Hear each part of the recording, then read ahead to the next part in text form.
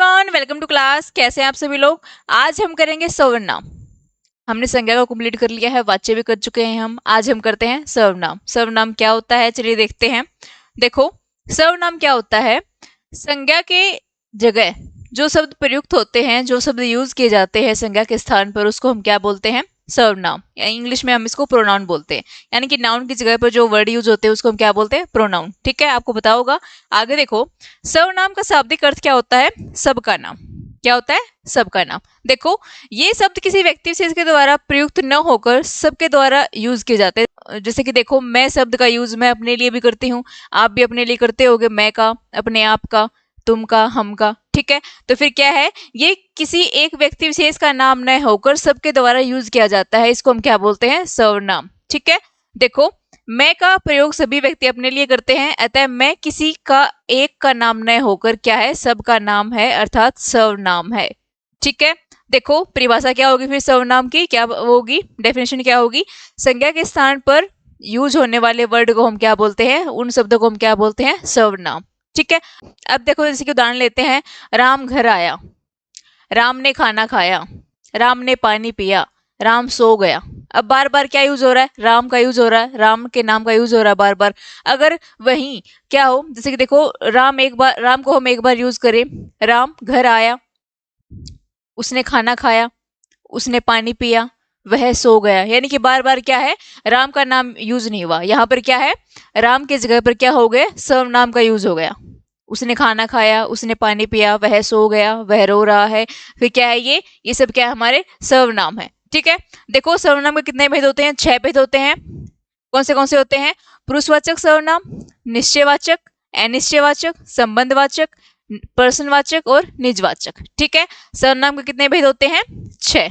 कौन से होते हैं, पुरुषवाचक, निश्चयवाचक, अनिश्चयवाचक, संबंधवाचक, पर्सनवाचक और निजवाचक। ठीक है, आपको याद करने होंगे ये 6 नाम कौन से होते हैं, 6 भेद कौन से होते हैं। ठीक है, सबसे पहले हम देखते हैं पुरुषवाचक सर्वनाम। पुरुषवाचक सर्वनाम क्या होता है, देखो, वे सर्वनाम जो पुरुषों के नाम के बदले आते हैं। पुरुषों के मतलब जो हम इंग्लिश में पढ़ते हैं, first person, second person, third person. अगर हिंदी में बोले तो प्रथम पुरुष, मध्यम पुरुष, अन्य पुरुष। यानी कि वक्ता, जो प्रथम पुरुष होता है वो क्या होता है, वक्ता होता है। जो सेकंड वाला क्या होता है, श्रोता, और थर्ड क्या होते हैं, अन्य।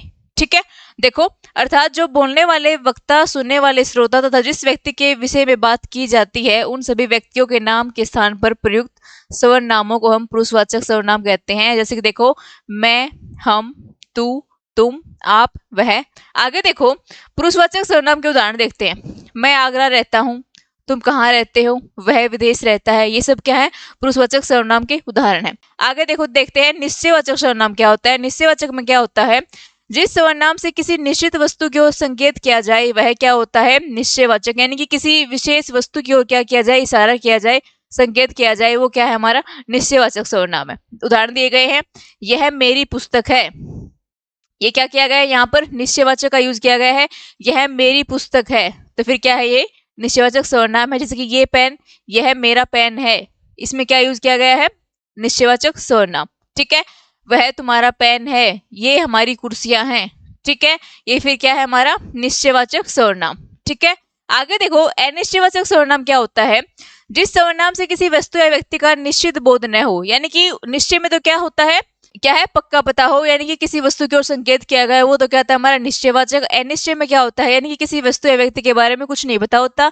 जैसे कि देखो, इसमें क्या होगा, सेंटेंस में ये यूज होगा, कोई, कुछ, इन सब का क्या होगा, यूज होगा। जैसे देखो, कोई गा रहा है, कोई गा रहा है, ये नहीं पता कि कौन गा रहा है, तो फिर क्या है, ये अनिश्चयवाचक सर्वनाम है। कमरे में कुछ पड़ा है, क्या पड़ा है कमरे में, नहीं पता भी क्या पड़ा है, तो फिर क्या है, ये कमरे में कुछ पड़ा है, क्या है, अनिश्चयवाचक सर्वनाम। ठीक है, और देखो, बाहर कोई खड़ा है, भीतर कुछ पड़ा है, यह किसी का पेन है, यह किसी का पेन है।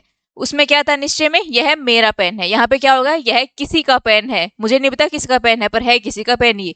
ठीक है, और उसमें क्या होता है, यह मेरा पेन है, निश्चय होता है उसमें। ठीक है, देखो, यहाँ कोई आ रहा है, नेक्स्ट है, वह किसी की गाय है। यानी कि इसमें कुछ भी पता नहीं होता किसी वस्तु या फिर व्यक्ति के बारे में। इनमें क्या क्या ये यूज होगा, देखो, कोई, कुछ, किसी का।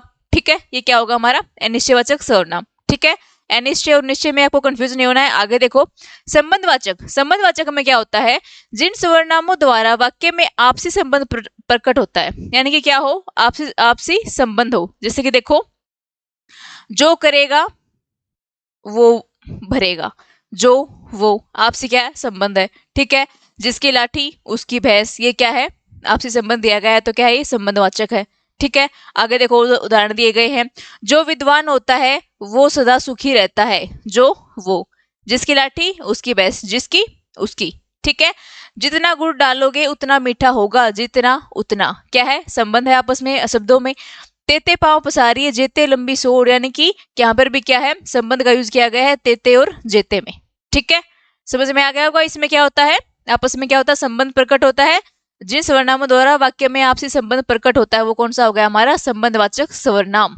ठीक है, आगे देखो फिफ्थ देखते हैं। फिफ्थ क्या है, पर्सनवाचक सर्वनाम। इसमें क्या होगा, सर्वनाम शब्दों में कोई पर्सन किया जाए, इसमें क्या है, पर्सन किया जाएगा, तो फिर क्या है, हमारे पर्सनवाचक सर्वनाम है। जैसे कि देखो, विद्यालय में कौन जा रहा है, पर्सनवाचक है।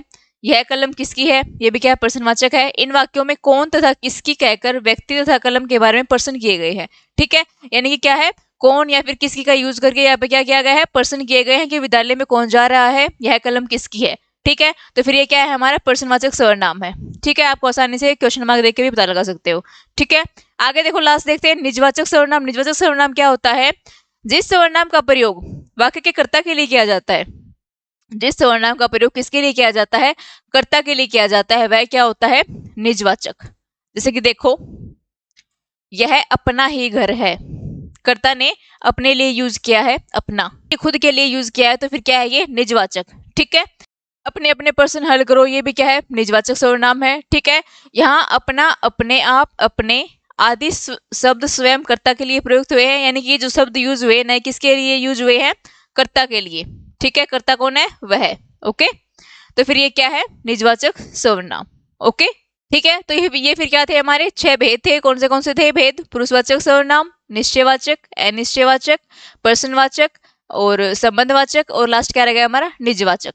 ठीक है, आप सबको ये क्लियर हो गए होंगे, कोई डाउट नहीं रहा होगा आपका। सर्वनाम आपको करा दिया गया है, आपको अच्छे से समझ में आया होगा। अगर आपको वीडियो अच्छी लगी हो तो इस चैनल को लाइक शेयर सब्सक्राइब करें। मिलते हैं नेक्स्ट वीडियो में नेक्स्ट टॉपिक के साथ।